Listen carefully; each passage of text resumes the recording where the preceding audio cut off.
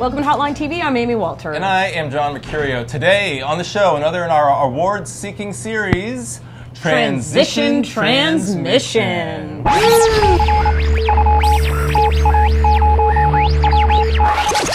right, the big news today, of course, Obama's announcement of his White House economic team. John, show me the money men. All right, here we go. We got the announced picks. Tim Geithner for Treasury Secretary. Larry Summers will be head of the National Economic Council. Not yet official, but in the pipeline, according to Hotline TV sources. New Mexico Governor Bill Richardson to be the new Commerce Secretary. Also, several other names of some lower-level economic advisors that will be working out of the White House for Barack Obama. All right, we had back-to-back press conferences today on the economy. One from President Bush and one from President-elect Obama.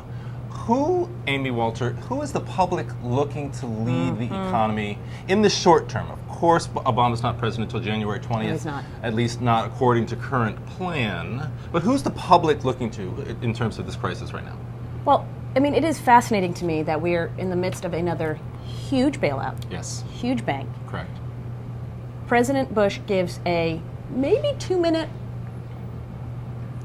presser. I wouldn't even call it a presser. He did not pick questions. It was more of a statement with a very anxious-looking Henry Paulson by his side. Did you see that? I did see that. Very edgy, very nervous. And Barack Obama stands up and takes 57 questions from the press and makes a whole rollout. Now, no specifics, mind you, about what he wants to see. But specific people who are named. Specific people, but not specific numbers about taxes or stimulus package, et cetera. But it is quite clear that the president and the president-elect seem to be happy keeping Paulson and Obama in the spotlight to make the next round of decisions. Yeah, I think that's definitely true. I think Bush definitely was, trying to accommetiate the president-elect. He knew that the message coming out of the morning news cycle had to be the new economic team, sort of the future-looking team of advisors, not and I don't think Bush was doing it in any way to say, woe is me, I'm leaving office on a downward note, but to say, look, this is where the future energy lies in economic policy in this country. What struck me, though, is a pretty significant difference between the team that Obama is bringing in and the team that that President Bush has installed at Treasury and at Commerce. Bush went for sort of independent private business people, railroad executive, an aluminum company, chief executive officer. Obama going much more for sort of academics, people who've actually never worked in the industry, in the sort of economic industry, but have overseen it, have been sort of career civil servants, which is what Geithner is.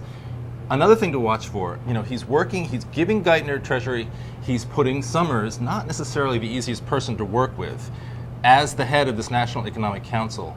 They apparently get along. They have a good working relationship, Summers and Geithner. Right, but he has to get along with other people. There's a lot of turf battles that are going to exist between the two of them. Summers is supposed to be the brains, but Geithner's supposed to be the implementer. I can imagine Geithner saying, "I'd like to be the brains." Well, and Geithner also is the one who's been sitting at the table for the last few months devising all of these bailout deals. So, I mean, he's the one who actually can sit there and say, look, I don't know actually what's going on. No, I mean, it is clearly this is, and we're seeing this on the blogs too, there is not one of those Robert Reich or, progressive, intellectual kind types on this cabinet in any form. And Treasury is setting the same tone, which is it doesn't matter whether this is on foreign policy or whether this is economic policy.